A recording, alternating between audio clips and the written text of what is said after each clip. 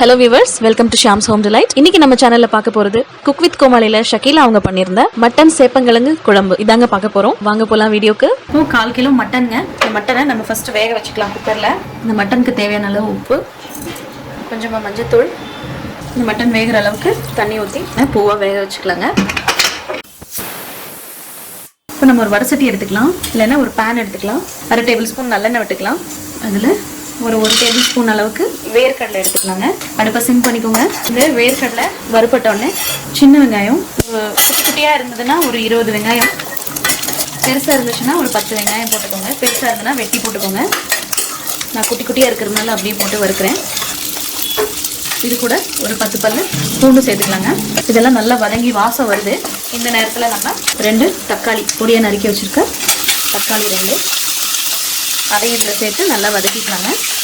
லைட்டாக உப்பு போட்டோம்னா கொஞ்சம் நல்லா வதங்கிடும். ஸோ லைட்டாக நம்ம உப்பு தூவிக்கலாம். இது கலவா இது பாருங்கள் நல்லா வதங்கிடுச்சு. ஸோ இந்த ஸ்டேஜில் நம்ம 1 டேபிள் ஸ்பூன் திருவி வச்சு தேங்காயை ஆட் பண்ணிக்கலாம். இந்த தேங்காயை ஆட் பண்ணிவிட்டு நம்ம இந்த குழம்புக்கு தேவையான மசாலா பொடிகள்லாம் போட்டுக்கலாம். வீட்டில் அரைச்ச மசாலா பொடியெல்லாம் தீந்துருச்சுங்க, சாம்பார் பொடி. அதனால் நான் வந்து சக்தி மசாலா தான் போட போகிறேன். இந்த சக்தி மசாலா வந்து ஒரு ஃப்ளேவருக்காக தான் போடுறேன். அதனால் ஒரு 1/2 டீஸ்பூன் அளவுக்கு தான் போடுறேன். ஸோ மிளகாத்தூள், தனியாக மிளகாத்தூள் மட்டும் ஒரு 1/2 டீஸ்பூன், மல்லித்தூள் ஒரு 3 டீஸ்பூன், மஞ்சத்தூள் ஒரு 1/4 டீஸ்பூன், சீரகத்தூள் அது ஒரு 1/2 டீஸ்பூன். ஸோ இது எல்லாத்தையும் நம்ம நல்லா ஃப்ரை பண்ணிக்கலாம். அடுப்பை சிம்மில் வச்சுக்கோங்க. சிம்மில் வச்சு இதெல்லாம் நல்லா ஃப்ரை பண்ணிக்கலாம். ஏன்னா பொடி போடும்போது இந்த மாதிரி மசாலா தூள்லாம் போடும்போது சீக்கிரமாக தீங்கிடும். இது ஒரு 1 நிமிஷத்துக்கு மட்டும் நல்லா வதக்கிட்டு இறக்கி ஆற வச்சு நல்ல பேஸ்ட் மாதிரி அரைச்சிக்கலாங்க. நல்லா 1 நிமிஷத்துக்கு இதை வதக்கிட்டோங்க. ஸோ இதை இறக்கி ஆற வச்சுக்கலாம். ஆறுனதுக்கப்புறமா இதை அரைச்சி எடுத்துக்கலாம். ஸோ இந்த டைமில் நம்ம அடுத்த ப்ராசஸ் பார்க்கலாம் வாங்க. இப்போ நம்ம சேப்பங்கிழங்க தாளிச்சிக்கலாம். குக்கரில் போட்டு வேக வச்சுக்கலாம் தாளிச்சிட்டு. ஸோ அதுக்கு நம்ம குக்கர் ஒன்று எடுத்துட்டு அதுலேயே தாளிச்சிடலாம். இதில் ஒரு 1/2 டேபிள் ஸ்பூன் நல்லெண்ணெய் விட்டுக்கலாங்க. இந்த எண்ணெய் சூடானோடனே கொஞ்சமாக கடுகு போட்டுக்கலாம். ஒரு கொத்து கருவேப்பிலை, இந்த கடுகு பொரியட்டும். கொத்து கருவேப்பிலை, 2 வரமிளகா, நம்ம இந்த வெட்டி வச்சிருக்கிற சேப்பங்கிழங்கு இது எல்லாத்தையும் நல்லா வதக்கிக்கலாம். அடுத்து சிம் பண்ணிக்கலாங்க. இந்த மாதிரி வதக்கி செஞ்சு அதில் இருக்கிற வலுவலுக்கு போயிடும்னு எங்கள் மாமியார் சொல்லுவாங்க. ஸோ இது கொஞ்சம் நல்லா லைட்டாக ப்ரௌன் ஆகிற வரைக்கும் நம்ம இதை வதக்கிக்கலாம்.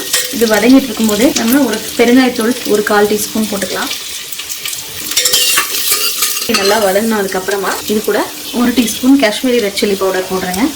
ஒரு பியூட்டிஃபுல்லான ஒரு கலர் ஒன்று கொடுக்கும் இந்த குழம்புக்கு. அடுப்பை சிம்மில் வச்சுட்டு இதை லைட்டாக வதக்கிட்டு நம்ம அரைச்சி வச்சுருக்க அந்த பேஸ்ட் அது இதில் ஆட் பண்ணிக்கலாங்க.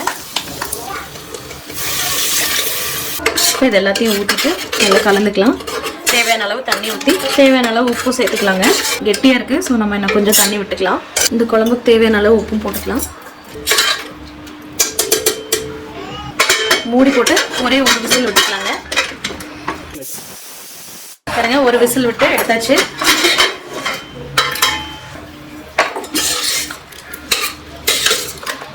ஸோ இப்போ இதில் நம்ம பெரிய நெல்லிக்காய் அளவுக்கு புளி கரைச்சி வச்சுருக்கோம், அதை ஊற்றிக்கலாம். அப்புறம் வேக வச்சு வச்சுருக்க மட்டன் அதையும் இதில் சேர்த்துக்கலாம். ஸோ இப்போ இதை ரெண்டையும் சேர்த்துட்டு சிம்மில் இந்த குழம்பு ஒரு 10 நிமிஷத்துக்கு நம்ம கொதி விட்டுக்கலாங்க சிம்மில். ஸோ இது எல்லாமே ஒன்றா பைண்ட் ஆயிரும். ஆச்சுங்க, இது ஒரு 10 நிமிஷமாக கொதிஞ்சிருச்சு.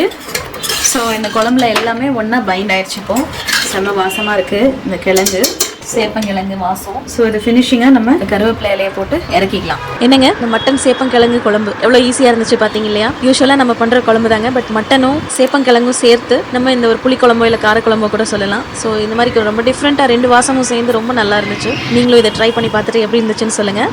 தேங்க்ஸ் ஃபார் வாட்சிங்.